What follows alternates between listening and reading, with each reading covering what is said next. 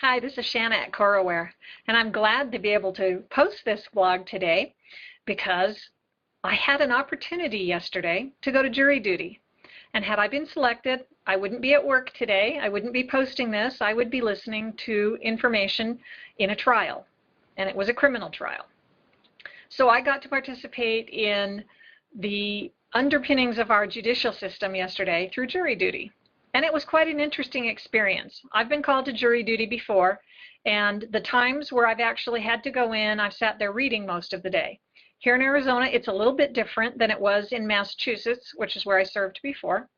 And I had a nice video introduction to the process of jury service. And we were all sworn in and swore that we were capable of being jurors. And then they sent us for lunch. And then after lunch, we sat around for a while longer, and then finally we were called into the courtroom. And this is where it got particularly interesting.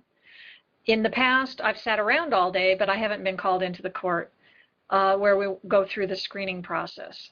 And they were screening 3 groups of 12, so actually, 36 of us at a time. And it was quite interesting as they went through more than half of the jury pool and asked us a variety of questions about, whether we knew any of the people involved. Had we read about the incident? It happened in January of 2012. Did we know any of the people who might be witnesses? And people were excused as they went through all of the questions. And it was fascinating to hear the questions and to see the people who needed to be excused. When I finally got called into the panel, the first thing the judge asks is, do you answer yes to any of those questions? Because we've all been in the room the whole time hearing all of the questions. And I have had family members in a similar situation, so I had answered yes to that question. And then the question that results from that is, and can you be impartial or not? And I found, somewhat to my regret, that I can't be impartial in a case like this.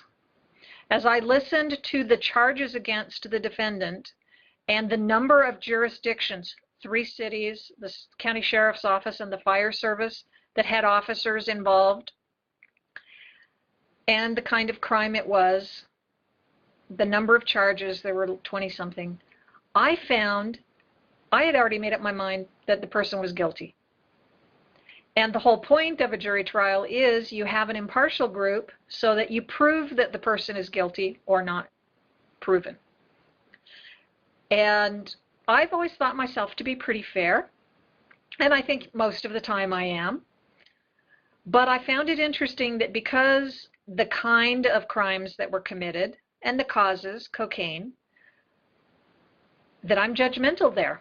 I'm more judgmental there than I thought. And I feel bad for the people who were involved.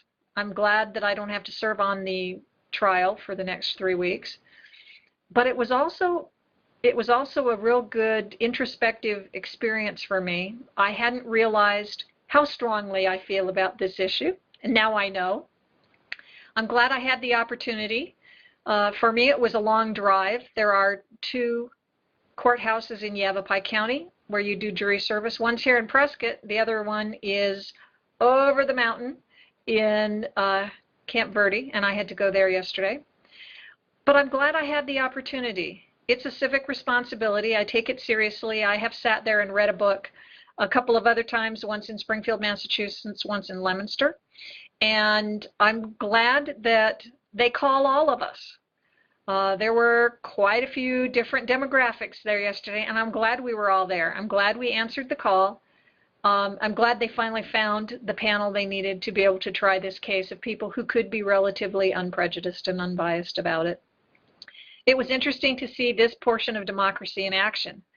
What do you think? Have you served on a jury? How do you react to questions like that? Can you be impartial? I think I can in a lot of situations, but I found that I couldn't in this one. Thanks for listening.